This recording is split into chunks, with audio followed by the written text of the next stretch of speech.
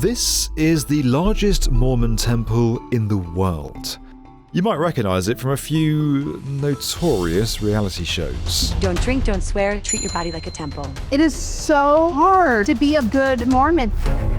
That's right, this is the Church of Jesus Christ of Latter-day Saints. It's being dug up. Well, its foundations are, all in a bid to stop it from falling over. And this retrofit project is going to cost an estimated $2 billion. But more than that, the temple exemplifies the hidden architecture of one of America's strangest and most fascinating cities. The plan to keep it standing is a remarkable U-turn from a city that's normally shrugged off its historic buildings. This is the $2 billion operation to save the world's largest Mormon church, and the secret history that allowed it to exist in the first place. Now, the first thing you should know about the Salt Lake City Temple is that it's very old and very big.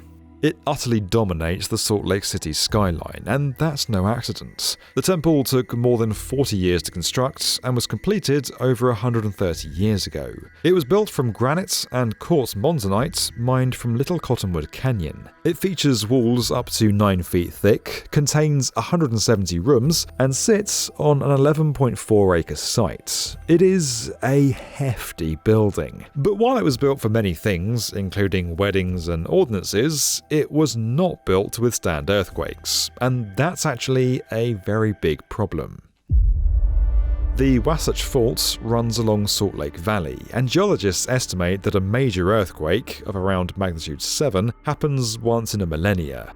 That may sound like a lot of time, but the reality is there's a 57% probability of at least one earthquake of magnitude 6 or greater in the next 50 years. To give you an idea of how devastating that could be, it would be around the same size as the 1994 LA earthquake that forever changed building codes in the US, or the 2003 Iran earthquake that killed 26,000 people. Aside from massive quakes, there are still plenty of larger ones, magnitude 4 and above, that happen around 4 to 5 times a year within 300 kilometers of Salt Lake City. A magnitude 6 quake would be likely to cause significant damage to the temple and could result in a multi-month or even longer recovery effort, along with some serious stabilization. And when it comes to trying to imagine what something like that could look like, we don't actually have to look very far. We just need to head to New Zealand, where on the 22nd of February 2011, the city of Christchurch was struck by a magnitude 6.3 quake.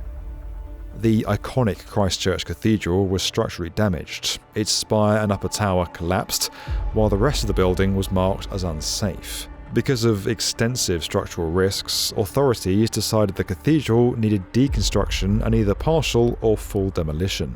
Heritage groups pushed back against demolition, arguing the cathedral could be saved rather than torn down. The church was then rebuilt and seismically strengthened.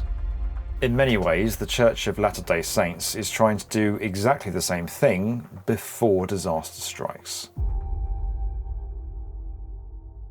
Now, keeping up to date with massive construction sites like this one in Salt Lake City is no mean feat.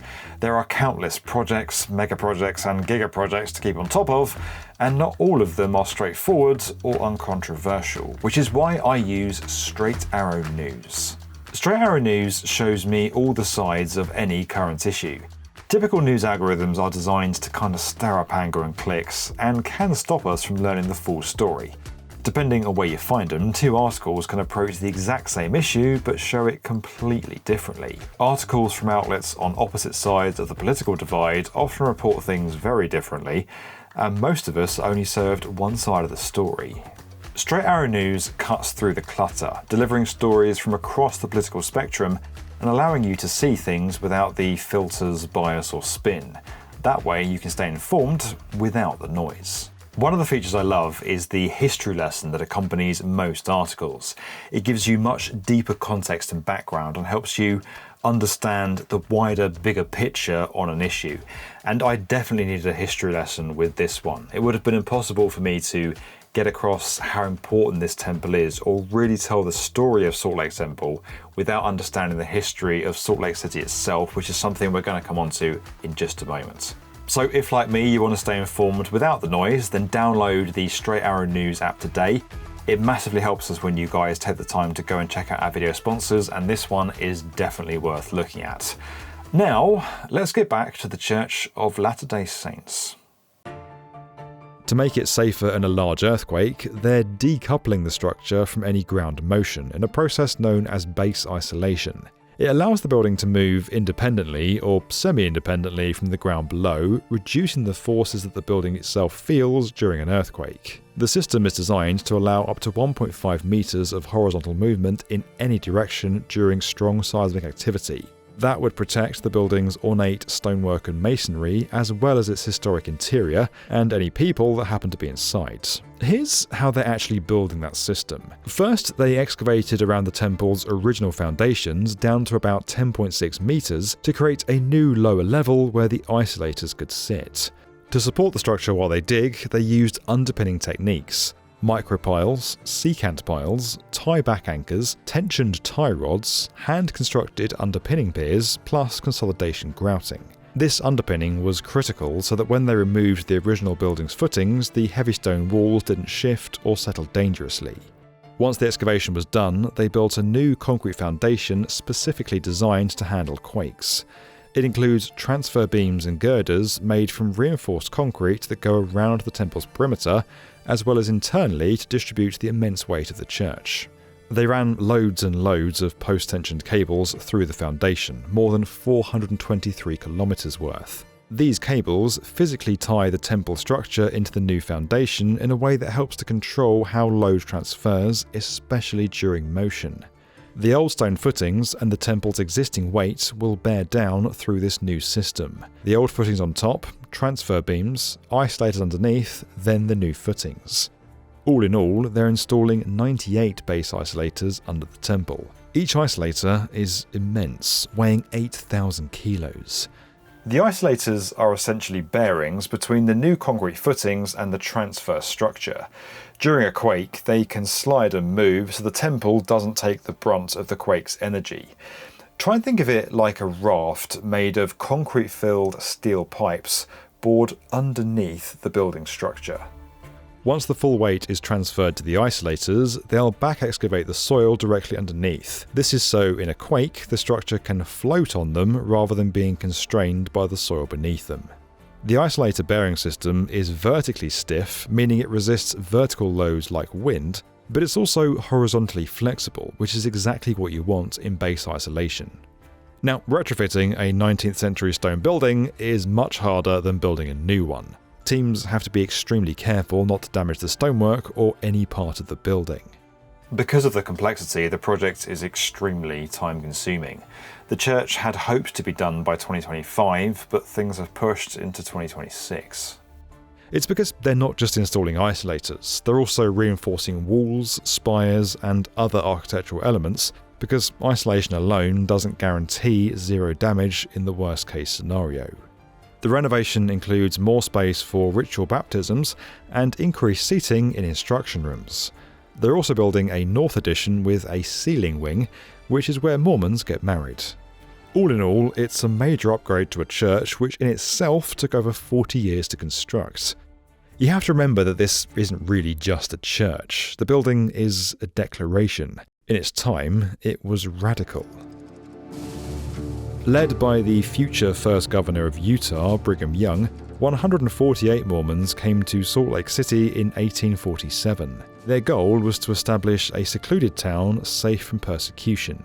At this time, Mormonism was a fairly new and controversial religion, facing intense criticism and backlash from Christians.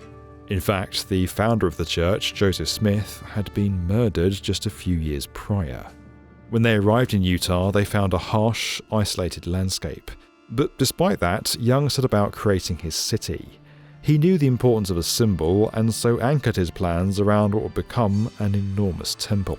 There were no railways, no quarries, no infrastructure. Work formally began on the temple in 1853. Crews excavated footings and laid early foundations using sandstone. But then, almost immediately, the project faced its first major obstacle. By the late 1850s, the region was on the brink of conflict. With US troops marching toward Utah, workers buried the foundation to prevent it from being destroyed, and construction work came to a halt. It would take years before the site was ready to build again, and when it was, the decision was made to build it out of granite. The only problem was that the nearest usable granite was 32 kilometers away in Little Cottonwood Canyon, and it wasn't exactly easy to move. With no heavy machinery, workers blasted blocks of granite loose, hand-shaped them and then loaded them onto a wagon. Ox teams hauled the stones across rough, unfinished terrain. Just a single trip could take up to 4 days. Every block had to be shaped with extraordinary precision. It was slow, painstaking work, and the scale of it was absolutely enormous. In some places, the walls were 3 meters thick. The design by architect Truman O. Angell combined Gothic and Romanesque elements, but everything had a symbolic value. There were stars, suns, the Big Dipper, and the now famous statue of the angel Moroni. This wasn't only decorative flourish, it was storytelling, reminiscent of Renaissance churches or even Gaudi's Sagrada Familia today. He was using architecture to illustrate God. Through the 1870s and 1880s, the towers climbed higher. Steam-powered tools eventually arrived on site, but the work was still intensely manual. Craftsmen shaped stone by hand, timber was cut locally, metalwork was forged in small workshops, and all the while, the settlement around the temple grew from a remote outpost into a city. The temple really did become the anchor point of Salt Lake City's urban plan. Streets, public squares, and civic institutions aligned themselves around the temple block. You see, Salt Lake City isn't just another American grid. It's one of the most deliberately planned urban layouts in the world. Brigham Young carried out the Plat of Zion. Essentially a plan for a city that was drafted years earlier, it outlined an ideal urban settlement, a perfect grid of square blocks and wide streets. While other frontier towns evolved messily, Salt Lake City was engineered. Within days of arriving, surveyors were marking out the first streets, laying down a grid aligned almost perfectly with the cardinal directions of north, south, east and west. At the centre, an 11-acre block was reserved for the community's most important building, the Salt Lake Temple. This is a typical New York City block, about 80 by 200 meters. It was a fairly standard layout for cities of this time. Now let's compare it to Salt Lake City's grid. Their blocks were 200 by 200 meters, the largest of any American city by far. The streets were incredibly wide too. New York's were about 18 meters, 30 at the most. Conversely, every street in Salt Lake City was more than 40 meters wide, enough space for a team of oxen to turn around without stopping traffic. We'll take their word for that. While this scale was strange for the time, it allowed the city to have a number of quirks that turned out to actually be quite valuable. Every block measured 10 acres, each divided into just 8 enormous lots. They were effectively micro-farms. It allowed Salt Lake City to function as a hybrid between rural and urban life. Families grew crops on their lots, the streets acted like irrigation channels during droughts, and the huge block size reflected a self-sustaining community model. They also had other benefits, acting as fire breaks that protected against catastrophic blazes, as well as providing straight, unobstructed utility corridors. In the long run, those large blocks posed challenges for walkability and downtown density, but they allowed the city to adapt very easily to the invention of the car. Over the 20th century, Salt Lake City expanded far beyond the original grid. But the city's basic DNA of wide streets, generous rights-of-way, and steady block organisation enabled major infrastructure projects from interstate highways to tracks like rail. Salt Lake City has struggled to preserve many of its historic buildings, thanks in part to its success. Skyrocketing land values and pressure from developers has meant the destruction of many heritage buildings. Spending more than $2 billion to save one of the city's oldest and most iconic buildings will go a long way to showing the rest of this urban area why preservation work is so important. The genuine hope is that this project can go on to create a ripple effect. Works are due to complete in 2026, with the doors to the temple reopening in 2027. Thanks to these engineers, this building is going to go from being in danger of collapse in an earthquake to becoming one of the most seismically resilient historic structures in the world. Something that we think is well worth the effort. Huge thanks to Straight Arrow News for sponsoring today's video. Don't forget guys, you can improve the way you get your news for the better by downloading the Straight Arrow News app at the link below. And as always guys, if you enjoyed this video and you want to get more from the definitive video channel for construction, make sure you're subscribed to the B1M.